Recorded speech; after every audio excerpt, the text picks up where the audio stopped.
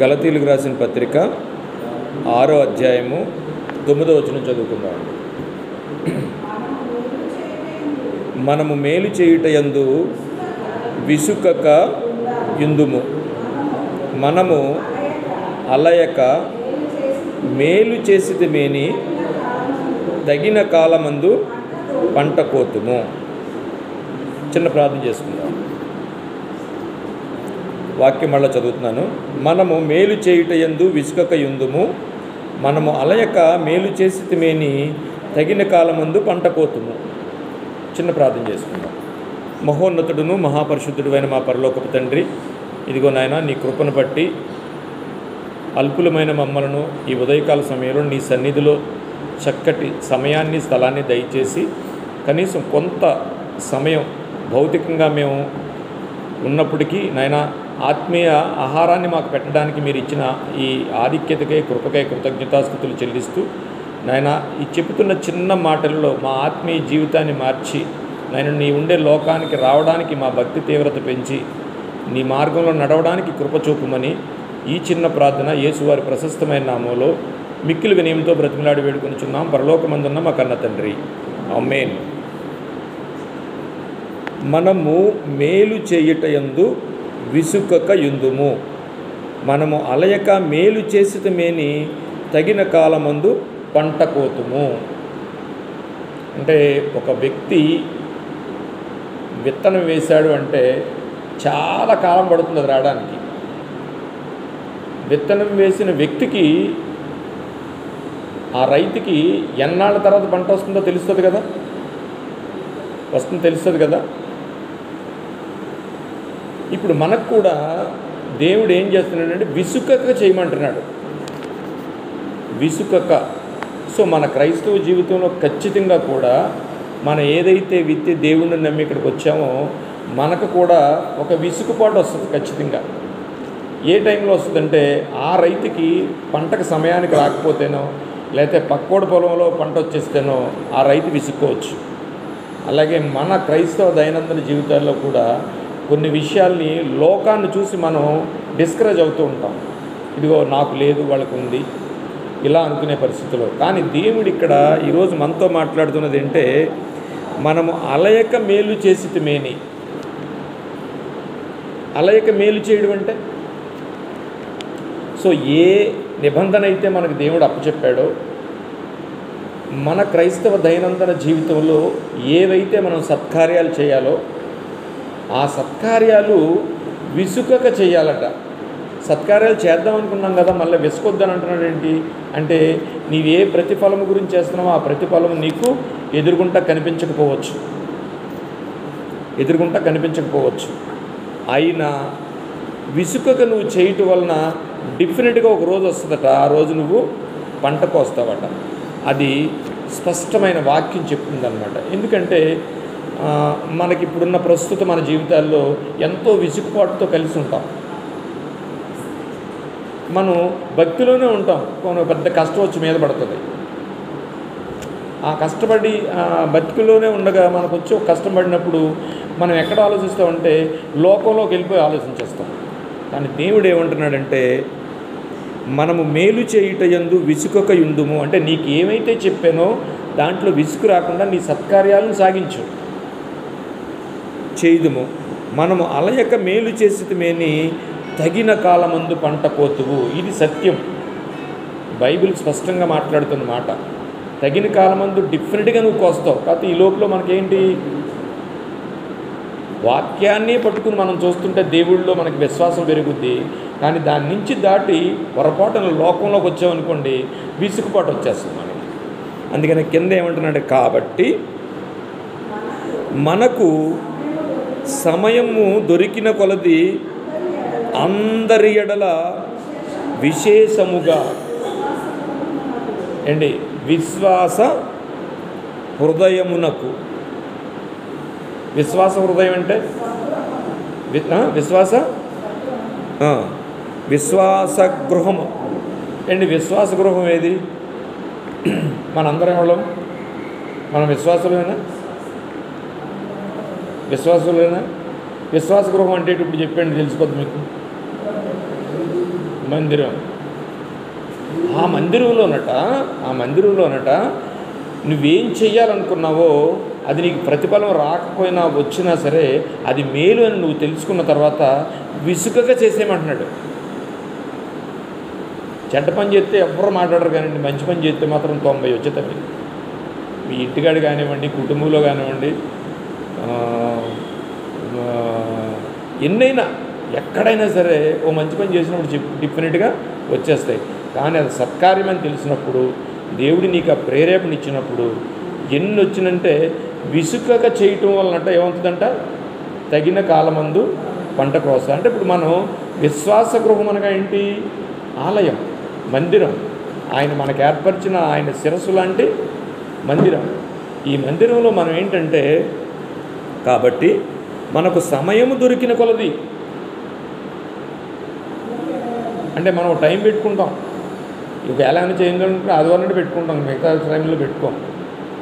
So దేవుడు ఏమంటున్నాడంటే ఆయనతో సహవాసం కలిగి ఉంటాం. ఏంటంటే మందిరంతో సహవాసం కలిగి ఉంటామని కాదంటున్నారు.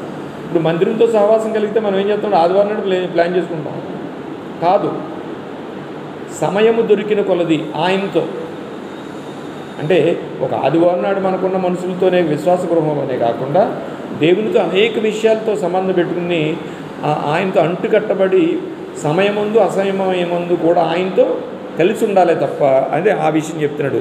సమయము దొరికిన కొలది అందరి ఎడలను విశేషముగా విశ్వాస గృహమునకు చేరిన వారి ఎడల మేలు, అదండి మేలు చేయుదుము. ఆలయానికి సంబంధించిన విశ్వాస గృహం అంటే ఎవరైతే నమ్మి దేవుని దగ్గరికి వస్తారో వాళ్ళందరూ విశ్వాసులు. ఆ అందరూ చేరుకునేదే విశ్వాస గృహము, అదే మందిరము, అదే సంఘము. ఆ సంఘానికి శిరస్సు క్రీస్తు. సో ఆలయక మేలు చేయడం అంటే ఇప్పుడు మీరు ఎవరికి చేస్తున్నారు? క్రీస్తు విషయంలో. అందుకే ఆయన యోహాన్ గారు చక్కటి మాట రాస్తారనమాట. అందరూ మీ సొంత పనులే చూసుకుంటున్నారు కానీ యేసుక్రీస్తు వారు పనులు చేయట్లేదని స్పష్టంగా రాశాడు. అది శిష్యులకు రాశాడండి. ఎందుకంటే ఆయన రొమ్ముని ఆనుకున్న శిష్యుడు కనుక ప్రతి విషయాన్ని చాలా కూలంకుషంగా రాస్తాడు యోహాను సువార్తలో. పోనీ ఇలాంటి విషయం ఎక్కడైనా జరిగిందా? అలయక్క మేలు చేయటం వల్ల బైబిల్ గ్రంథంలో ఎవరన్నా భక్తులు మనకు కనిపిస్తారా? ఎవరితోని పని లేదు. ఆయన ఏం చేయాలనుకున్నాడు చేసేస్తూ ఉంటాడు. ఎవరితోని స్థితి లేదు. ఎవరేమనుకున్నా పర్లేదు, ధర్మశాస్త్ర ప్రకారం ఆయన పాటించేస్తూ ఉంటాడు. అలాంటి ఒక ఆయనకి తెలియకుండానే తగిన సమయమందు అతనికి ఫలం వచ్చిన ఒక వ్యక్తిని మనం చూద్దాం ఒక తక్కువ సమయంలో. ఎస్తేరు గ్రంథము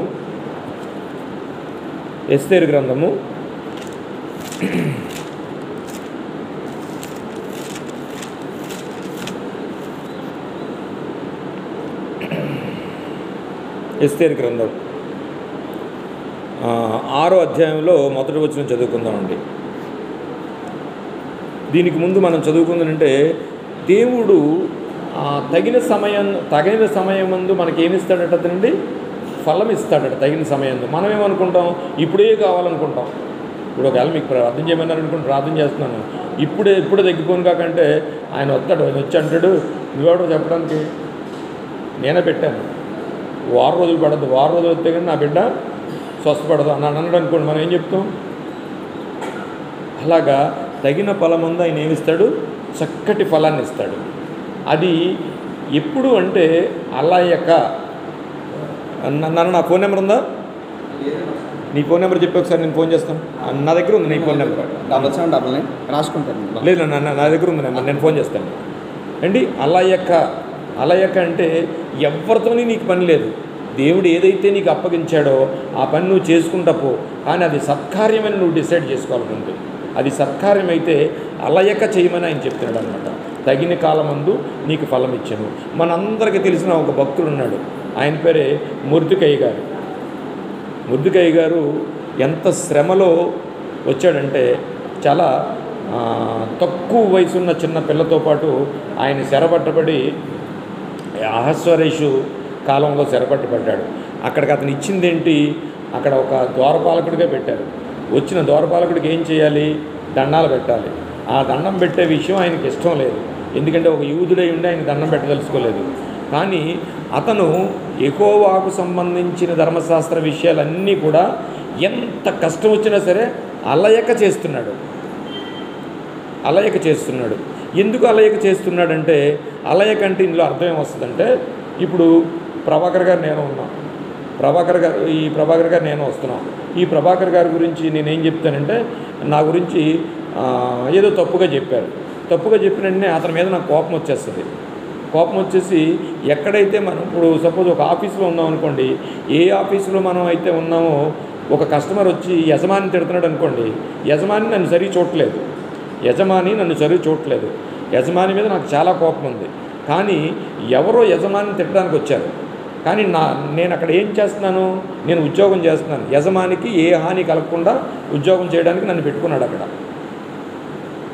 కానీ నన్ను చర్య చూడట్లేదు యజమాని, నాకు సరైన జీతం ఇవ్వట్లేదు, కానీ నన్ను చాలా హింసలు పెడుతున్నాడు. కానీ ఇతన్ని ఏ ఉద్యోగంలో పెట్టుకున్నాడంటే, యజమానికి మేలు కలగజేసే ఒక ఉద్యోగంగా ఆయన ఇచ్చాడు. ఇప్పుడు కస్టమర్ వచ్చాడు అనుకోండి, కస్టమర్ వస్తే ఆయన మంచిడు కదండి అని చెప్పేసాం అనుకోండి, మనకి ఎంత తృప్తిగా ఉంటుందో. ఎందుకంటే మనల్ని సరిగ్గా చూడట్లేదు, డబ్బులు ఇవ్వట్లేదు, మనల్ని హింసిస్తున్నాడు, మన విరోధత. అయినా సరే అక్కడ పనిచేస్తున్నాం కాబట్టి మనం ఎలా ఉంటామంటే ఆయన మీద ఏ సమయం వస్తే కక్ష తీర్చుకుందాం అని ఉంటుందన్నమాట. కానీ ఇక్కడ వాక్యం ఏం చెప్తుందంటే, నీకు ఏ పని అయితే అప్పచెప్పాడో చూడండి ఒకసారి, నేను మళ్ళీ పక్క తీశాను. అలయక గలతి అలయక ఆయన విషయాల్లోనంట పని చేస్తూ ఉంటే తగిన కాలమందు జీతం ఇస్తాడట, తగిన కాలమందు ఆయన చేస్తాడట. ఇప్పుడు మొర్దెకై గారి పరిస్థితి ఏంటంటే, అహష్వేరోషు ఆ స్థానంలో ఆయన పరిస్థితి ఏంటంటే, ఒకటి భయంకరమైన శ్రమలతో ఈడ్చుకుంటూ తీసుకొచ్చి రాజ్యాన్ని తీసుకొచ్చాడు అహష్వేరోషు. వచ్చేసారు సరే, అక్కడ ఉన్నారు. ఆయనకు ఒక కూతురు ఉంది, పెదనాన్న కూతురు, అంతా నడుస్తుంది. కానీ ఇప్పుడు ఏంటి, ఒక అధికారికి వచ్చి నమస్కారం పెట్టాల్సి వచ్చింది.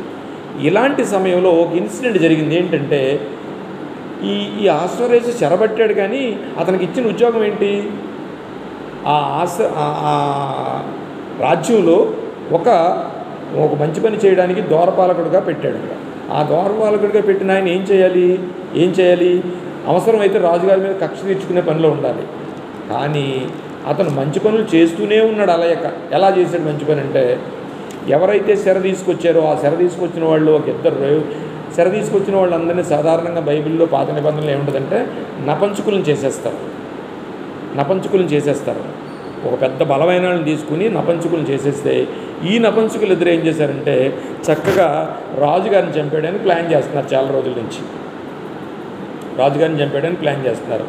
ఈ విషయం ఎవరికి తెలిసింది, ఈ నపంచుకులు మొర్దెకై గారు అందరిని తీసుకొచ్చి రాజులో బానిసలుగా ఉంచేసి హింసలు పెడుతున్నారు. అలాంటి సమయంలోనే ఉద్యోగం కూడా ఇచ్చారు ఆయనకి.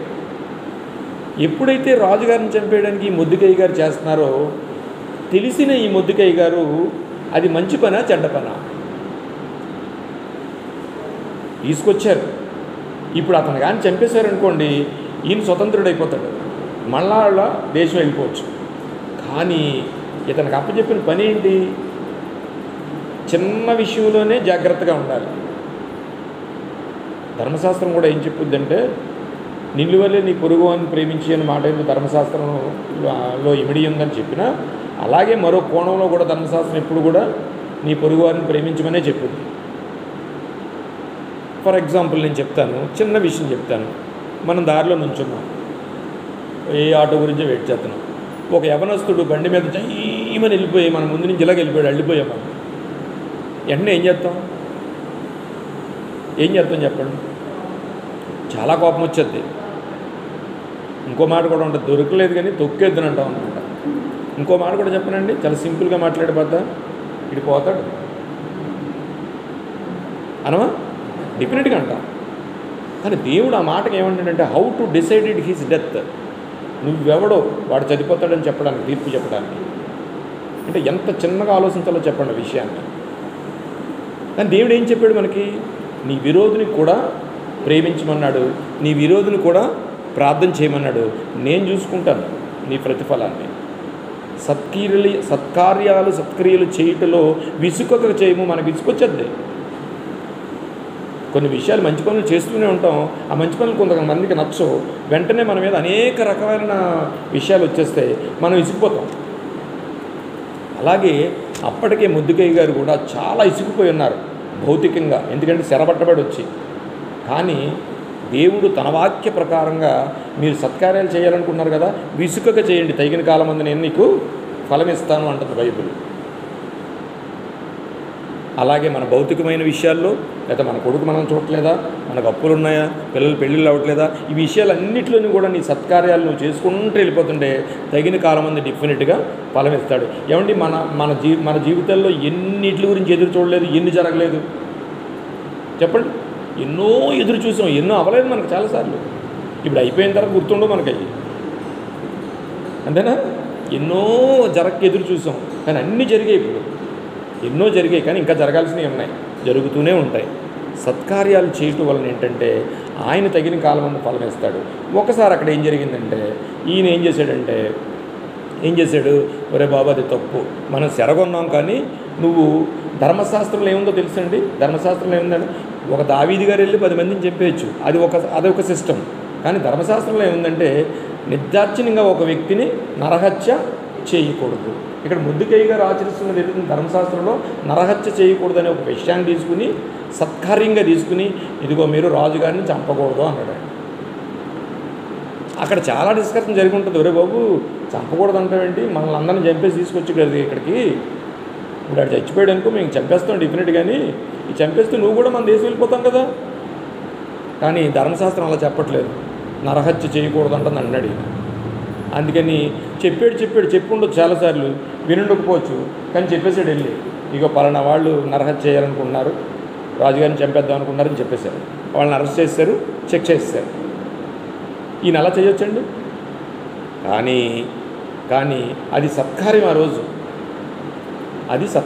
రోజు, అలాంటి సత్కార్యం చేసినప్పుడు ఒకరోజు ఏమొచ్చిందంటే 6వ అధ్యాయం చదివితే, ఆ రాత్రి నిద్ర పట్టకపోయినందున ఆ రాజుగారు దీనికి ముందు ఏం జరుగుతుందంటే, ఎప్పుడైతే ఈ విషయాలు ఉన్నాయో ఆమాను గారు మొత్తం అంతా ప్లాన్ చేసేసుకున్నారు, ఇంకా ఆయన గురించడానికి రెడీ అయిపోయారు. ఒక్కటి మాత్రం గమనించాలి, చాలా చోట్ల నేను వింటున్నాను, ఎందుకంటే ఈయన ఉరి తీస్తున్నట్టు, అరేంజ్ చేస్తున్నట్టు, అవన్నీ చేస్తున్నట్టు ముద్దుకయ్య గారికి తెలియదండి. ఇది చాలా విషయం. మనం ఆరాధిస్తున్న దేవుడు కునుకడు నిద్రపోడు. నువ్వు పడుకుంటావు, కానీ ఆయన కునుకుడు నిద్రపోడు. ఆ రాత్రి అంతా వచ్చి నీ హృదయంలో ఏముందో చూసి వెళ్తాడట. అంటే వచ్చి చూస్తే కానీ తెలియదు అంటే అది వేరే విషయం. ఆయన కునుకుడు నిద్రపోడు. ఈరోజు ఏం జరిగిందంటే, ఆమాను గారు చేస్తున్న ఈ భయంకరమైన పరిస్థితి అంతా ముద్దుకయ్య గారికి తెలియదండి. ముద్దుకయ్య గారికి అసలు ఏమీ తెలియదండి. తెల్లారితే ఆయన ఉరిదీస్తాడు. ఆ రాత్రి ఏం జరిగిందంటే, ఆ రాత్రి నిద్ర పట్టకపోయినందున రాజ్యపు సమాచార గ్రంథము తెమ్మని రాజుకు ఆజ్ఞనీయగా, ఆ రాజు ఎదుట చదివి వినిపింపబడెను. ద్వారపాలకులైన మీకు మనందరికీ తెలిసింది విషయం. ఏమన్నాడు, చూశాడు, డైరీలో చూస్తే ఏముంది, పలానా ఆయన రాజును చంపుతానంటే 2 నపంసకుల్ని ఇన్ఫర్మేషన్ ఇచ్చాడు, అందుకనే రాజు బతికాడు అనే విషయాన్ని అందులో స్పష్టంగా రాసింది. అప్పుడు అడిగాడు. ఇది ఈ సందర్భం అండి సినిమాలో ఉంటుందండి. రాజేమో పక్క చదువుతున్నాడండి, రాజేమో పక్క చదివించుకుంటున్నాడు, కిందేమో సౌండ్ అయింది. సౌండ్ అయితే ఎవరు వచ్చారని అడుగుతాడు. జస్ట్ సినిమాలో ఉంటుంది. ఎవరు వచ్చారని అడిగినప్పుడు ఆమాన్ గారు వచ్చారని అంటారు. అయితే పిలువంటారు. పిలువని వెంటనే అతను ఎందుకు వచ్చాడు, సైన్ చేయించుకోవడానికి వచ్చాడు. ఎందుకు, ముద్దుకిని ఉరి తీయడానికి సైన్ చేయించుకోవడానికి వచ్చాడు. ఈ సందర్భం అండి సినిమా సస్పెన్స్లో ఉంటుంది యాక్చువల్గా తీస్తే. రాత్రి చదివిస్తున్నాడండి, వింటున్నాడండి. విన్నండి కింద ఏమొచ్చింది, అప్పుడు ఆవరణలో ఎవరో ఉన్నారని రాజుకి చెప్పారు. ఏదో సౌండ్ వచ్చింది చూడండి రా అన్నాడు. అందుకని కిందకు చూస్తే ఆమాన్ గారు వచ్చారండి అన్నాడు. అయితే ప్రవేశపెట్టండి అన్నాడు. అంతకుముందు ఏం చేశాడు, వినేసాడు, ఇదంతా డైరీ అంతా వినేసాడు. కూర్చోండి. డైరీ అంతా వినేసి అప్పుడు ఆవరణలో ఎవరో రాజు చెప్పాను. అప్పటికి హామాను తాను చేయించిన ఉరికొయ్య మీద మొద్దుకైకి ఉరి తీయింప సెలవనీయ రాబోని మనవి చేయుటకై రాజునగర్ యొక్క ఆవరణలో వానికి వచ్చి ఉండెను. ఎందుకు వచ్చాడట? ఆల్రెడీ అన్నీ అరేంజ్ చేసేసి తెల్లారితో ఉరిదీయించేయడానికి అర్ధరాత్రిగా వెళ్తే రాజుగారు ముందు ఆగేసి ఉంటారు కదా, సంతకం పెట్టించేసుకుందామని నైట్ వచ్చాడు అక్కడ ఉన్నాడు. అడిగాడు, ఎందుకు వచ్చాడంటే ఆయన అడిగాడు. అంటే రాజు అడిగాడు, రాజు సేవకులు ఏలినవాడ చిత్తగించుము, హామాను ఆవరణలో ఉన్నాడని రాజుతో చెప్పగా రాజు అతని రానీయుడని సెలవిచ్చినందున హామాను లోపలికి వచ్చెను. రాజు గణపరిచింది. హామాను లోనికి వచ్చి దేవుడు ఎంత కార్యక్రమం ఫలమిస్తాడంటే, దేవుడు కునుకుడు నిద్రపోడు. హామాను గారికి ఉరి తీస్తారని తెలియదు, హ్యాపీగా పడుకున్నాడు. ఆయన తెల్లారితో తీసుకెళ్ళి ఉరి తీసేస్తారు. హామానుకి తెలియదు, ఇది తెలిసని అనుకుని చెప్తూ ఉంటారు చాలా. ముద్దుకైకి ఉరి తీస్తారని తెలియదండి అసలు, ఆయనకి అసలు ఈ ప్రాసెస్సే తెలియదు అసలు. కానీ దేవుడు కునుకడు నిద్రపోడు. సత్కార్యాలు చేయటం వలన, అలయక్క సత్కార్యాలు చేయటం వలన తగిన ఫలమంది ఆయన ఏమిస్తాడట? ఫలం ఇస్తాడట. ముద్దుకై గారి విషయంలో ఆ వాక్యం నెరవేరుతున్నాం చక్కట కనిపిస్తుంది కదా. వచ్చారు, పిలిచాడండి. పిలిచిందా? ఏంటి చెప్పండి హామాను గారు నన్నలా చెప్పండి, హామాను గారు నన్నండి, ఇది ఎలా జరిగిందండి అలా జరిగిందని సంతకం పెట్టుకుని పెట్టేస్తాడు. అని పిలిచిన వెంటనే ఏమన్నాడు తెలిసినండి, రాజు సేవకులు ఏలినవాడ చిత్తగించుము, హామాను ఆవరణలో నిలబడి ఉండినని రాజుతో చెప్పగా రాజు అతని రానీయుడని సెలవిచ్చెను. నందున హామాను లోపలికి వచ్చెను. వచ్చినంటే ఇంకేం అడగలేదండి. ఏమి అడిగాడు తెలిసిన? రాజు గణపరిచిన అపేక్షించిన వానికి ఏమి చేయవలెనని రాజును అతనిని అడుగగా, ఏమన్నా హామాను గారు ఎందుకు వచ్చి 2 పని చెప్పండి అనలా అంటే ఇంకోటి ఏదో చెప్పును. కానీ దేవుడు ఎలా పలికించాడంటే, రాజుగారు అడిగిన దానికి ఇంకా అది కాదు, కానీ రాజుగారు తర్వాత చెప్తాను, కానీ నేను ఏ పని మీద వచ్చానంటే అనడానికి ఉండదు. చూడండి ఆ ప్రాసెస్ ఎలా ఉందో. రాజు గణపరిచిన అపేక్షించిన వానికి ఏమి చేయవలని నీ రాజుని అతను అడుగగా, హామాను నన్నుగాక మరి ఎవరిని రాజుగా గణపరిచినని అపేక్షించి తనలో తాను అనుకుని రాజుతో ఇట్లనెను. అలయక్క సత్కార్యాలు చేయటం వలన ఒక మనిషి, ప్రతి మనిషి మంచి పనులు చేయడానికి మొదలు పెడతామండి. మీరు, నేను అందరూ మంచి పనులు చేస్తుంటాం. నీ స్థాయికి నువ్వు చేస్తావు, నీ స్థాయికి నువ్వు చేస్తావు, నీ స్థాయికి నువ్వు చేస్తావు. కానీ ప్రతి పని చేస్తున్నప్పుడు ఆ పనిలో విశ్వాసం అనగా దేవుడు, ఇప్పుడు విశ్వాసం ఎలా ఉండాలంటే, దేవుడు ఇస్తాడా లేదనేది విశ్వాసం కాదు. దేవుడే, ఆయన దేవుడు, దట్స్ ఆల్. నీకు ఇచ్చాడా ఇవ్వలేదా సెకండరీ. సో ఇతను ఎందుకు చేశాడంటే, దీంట్లో రాస్తాడు, ఆ ప్రకారం వారు ప్రతిదినము, ఎందుకంటేనండి ఈ ముద్దుకై గారిలో ఉన్న విశ్వాసం ఏంటంటే, 3వ అధ్యాయం దాంట్లో ఎంక్వైరీ పెడతాడు. ఎందుకు ముద్దుకై నాకు అసలు నమస్కారం పెట్టట్లేదని ఒక ఎంక్వైరీ పెడితే, ఆ ఎంక్వైరీలో ముద్దుకై గారి యొక్క విట్నెస్ తేలింది ఏంటి తెలుసునండి? ఎస్తేరు గ్రంథం 3వ అధ్యాయం 4వ వచనంలో, ఈ ప్రకారము వారు ప్రతిదినము అతనితో చెప్పి వచ్చెను, అతడు వారి మాట వినని బెట్టకపోయిన కనుక వారు మొర్దెకై యొక్క మాటలు స్థిరపడునో లేదో అని చూతుమని దానిని హామానునకు తెలిసి, ఎలయనగా అతడు యూదుడని. ఒకసారి ఎందుకు నమస్కారం పెట్టట్లేదని అడగండి అని ఎంక్వైరీ చేస్తే ఒకసారి హామాన్ని అడిగేస్తారు కూడా ఉన్న వాళ్ళందరూ, మేము పెడుతున్నాం కదా, నువ్వు ఎందుకు పెట్టలేదు, కరెక్ట్ రీజన్ చెప్పు అని. రీజన్ చెప్తే హామాన్ ఏం రీజన్ చెప్పాడు తెలిసినండి? ఏం రీజన్ చెప్పాడు తెలిసిన? ఎలయనగా అతడు నేను యూదుడను గనుక ఆ పని చేయజాలనని వారితో చెప్పి ఉండెను. ఆయన నమస్కారం ఎవడ పెడతాడంటే ఇంకెవరికి పెట్టడండి, దేవుడు తప్ప. అందులోనూ మొట్టమొదటి ఏంటండి, భూమి ఎంతైనాను ఎక్కడైనాను దేనికి నమస్కారం పెట్టను. ఎందుకంటే మరి పనిచేసేటోడు, పనిచేసే అధికారికి పనిచేసే ఆజ్ఞలో ఉందండి, ఆయన ఆజ్ఞలో ఉంది. ఆజ్ఞలో ఉంది కనుక అలయగా ఆయన వాక్యానుసారంగా నడుతున్నాడు. వాక్యంలో ఎన్నో విషయాలు వచ్చినా అతను బంధించేసి తీసుకొచ్చి అక్కడ ఉంచినా సరే, ఇతని సత్కార్యాలు మాత్రం, ఇతను చేసే మంచి పనులు మాత్రం అలయక చేస్తున్నాడు అనమాట అండి. అలయక చేసేదివేని తగిన కాలం ముందు నువ్వు ఫలము కోస్తావు అనే విషయాన్ని దేవుడు స్పష్టమైన ఒక భక్తుడి ద్వారా ఇవాళ తెలుపుతున్నాడు. ఎందుకు నేను పెట్టట్లేదు తెలిసిన? ఎందుకు పెట్టట్లేదంటే, నేను యూదుడను, నాకు ధర్మశాస్త్రం తెలిసినండి, ఒక్క నా దేవుడు తప్ప ఎవరికి నేను పెట్టను, నమస్కారం పెట్టను అనే విషయాన్ని తెలుసుకుంటాడు. తర్వాత మీకు ఒక విషయం అర్థం కావాలి ఇందులో. ఎందుకండి 27 సంస్థానాలు యూదులు నాశనం చేసేయాలనుకున్నాడు? ముద్దుకై మీద చిన్న కోపం వచ్చి నమస్కారం పెట్టట్లేదండి. నమస్కారం పెట్టకపోతే ఇప్పుడు ఏదో కులవాడు పెట్టలేదనుకోండి, అతను ఎందుకు పెట్టలేదంటే మీ కులాన్ని పెట్టడంటే అన్నాడు అనుకోండి, అయితే ఆ కులాన్ని అంతా చంపేయాలనుకుంటాడా? కాదు. విషయం ఏంటి తెలిసిన, నేను యూదుడును కనుక నీకు నమస్కారం పెట్టను అన్నాడు. అప్పుడు వీడి కోపం వచ్చిందండి. యూదులు నాశనం చేయడం పెట్టుకున్నాడు. అయితే 27 సంస్థానాల్లో అహస్వరేష్ కాలంలో ఉన్న వాళ్ళని 27 సంస్థానం నాశనం చేయడానికి ఇది తరం కాదు. పోనీ ఏదో కోపం వస్తే చిన్న కోపం వస్తుంది. 27 సంస్థానాలని ఎంత అనుకున్నారు? ఇది హిందూ దేశం, వరుస దేశం, కూషు దేశం వరకు ఉన్న 27 సంస్థానాలని చంపేయాలనుకున్నాడండి.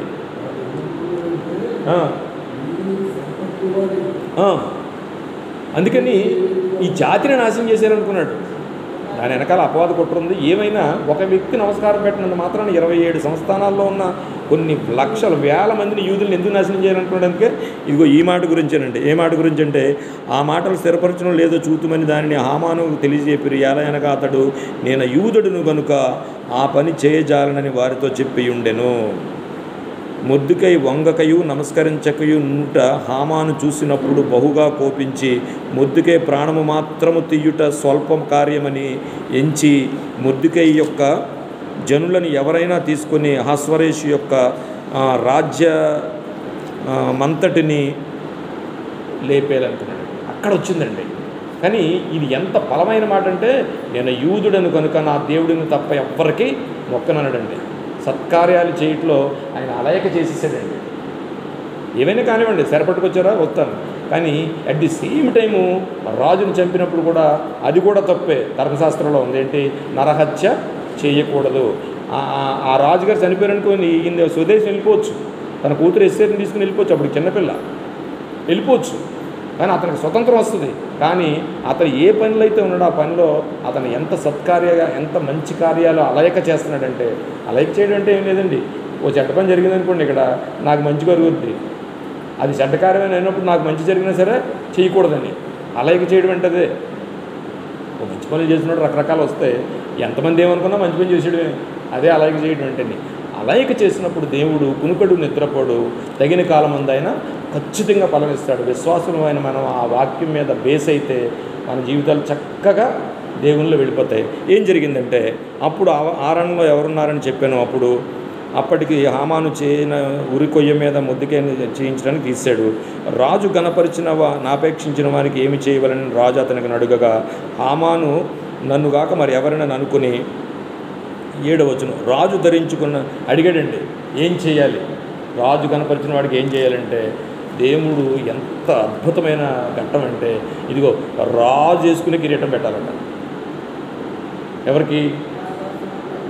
అలయక సత్కార్యాలు చేసేవారికి దేవుడు అరేంజ్ చేసిన అద్భుతమైన ఘట్టం అంటే.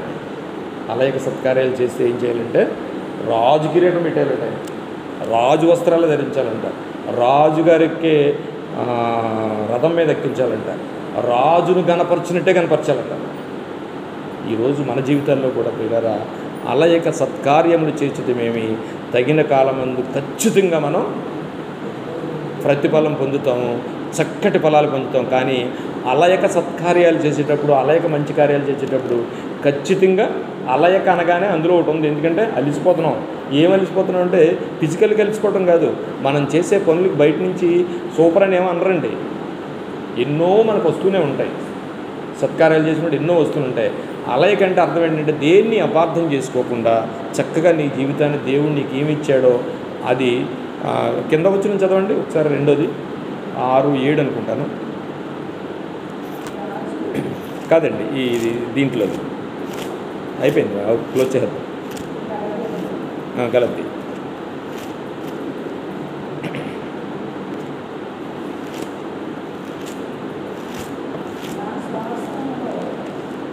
రెండో మాట అదే మనం చదువుకున్నదే.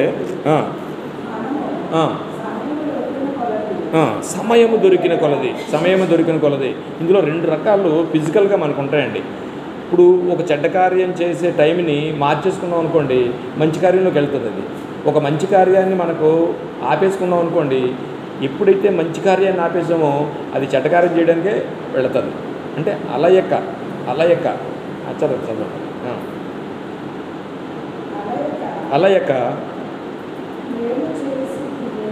మేలు చేయుట యందు కాబట్టి మనకు సమయము దొరికిన కొలది అందరి ఎడలను విశేషముగా విశ్వాస గృహమునకు సంఘమునకు అంటుకట్టబడి సంఘ క్షేమాభివృద్ధి కొరకు, సంఘ క్షేమం కొరకు. ఎందుకయ్యా సంఘం గురించి అంటే, సంఘము శిరస్సు క్రీస్తు. నీకు మంచినీళ్ళు ఎప్పుడు ఇచ్చాను ప్రభువా? నువ్వు ఇచ్చావులే, నాకు తెలుసు అన్నాడా లేదా? నీవు ఇచ్చిన మంచినీళ్ళు నువ్వు మర్చిపోతావు, కానీ దేవుడు మాత్రం రాసుకుంటాడు. దేవుడు మాత్రం ఖచ్చితంగా రాసుకుంటాడు. అందుకని ఎంత కిరీటాన్ని ఆయనకి దయచేసాడంటే అండి దేవుడు. బైబిల్లో భక్తుల గురించి రాయించినాయమ్మా దుర్గగారు, మీకే మీరు వాక్యం చెప్పమన్నారని చెప్తాను. దేవుడు ప్రతి విషయానికి కూడా ఎక్కడ చిన్నది కూడా ఉంచుకోడండి, చిన్నది కూడా ఉంచుకోడు. ప్రతి కన్నీటి బుడ్డు ఆయన ఏం చేస్తాడట, ఇందులో పెడతాడట. ఎన్నోసార్లు ఏడ్చుంటాం మనం, మీరు కూడా ఎన్నోసార్లు కన్నీరు గార్చుంటారు ఎవరు లేరని. కానీ సత్కార్యాలు చేస్తూ ఆయన నమ్మి విశ్వసించిన వారికి ప్రతి కన్నీటి బొట్టు ఆయన పడతాడటండి. ప్రతి కన్నీటి బొట్టు ఆయన బుడ్డులో పడతాడట. ఇదిగో నువ్వు ఈ కన్నీరు కార్చావని చూపిస్తాడండి మనకి. అంత గొప్ప దేవుడు. ఇంకా చాలా విషయాలు ఉన్నాయి, కానీ సమయం అయింది కాబట్టి. సో దేవుడు సత్కార్యాలు చేయటం వలన, అవి కూడా విసుగగా చేయటం వలన, నువ్వు మంచి పని చేయాలనుకున్నప్పుడు ఏ వ్యక్తి గురించి ఆలోచనగా విసుగగా చేయటం వలన తగిన కాలమందు పంట కోస్తాడు. ఇతను తెల్లారితో చంపేస్తాడండి. కానీ చంపేసినప్పుడు రాజు ఆ రాత్రి నిద్రపోకుండా ఆ రోజు ఆయన ఏం చేశారో తెయించి రాజు కిరీటాన్ని దయచేశారు, రాజు వస్త్రాన్ని ధరించారు. ఆ తర్వాత చూస్తే ఆయన 27 సంస్థానాలకి కూడా ఏమండి 127 సంస్థానాలకు కూడా ఆయన ఏమవుతాడంటే గవర్నర్ అయిపోతాడు. ఆ తర్వాత ఆయన వలన ఏం చేస్తారంటే యూదులకు, ఈయన చేసిన పనికి యూదులకు భయపడి, అవును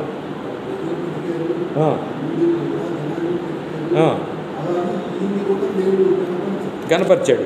వీటన్నిటికంటే ఏం జరిగిందంటే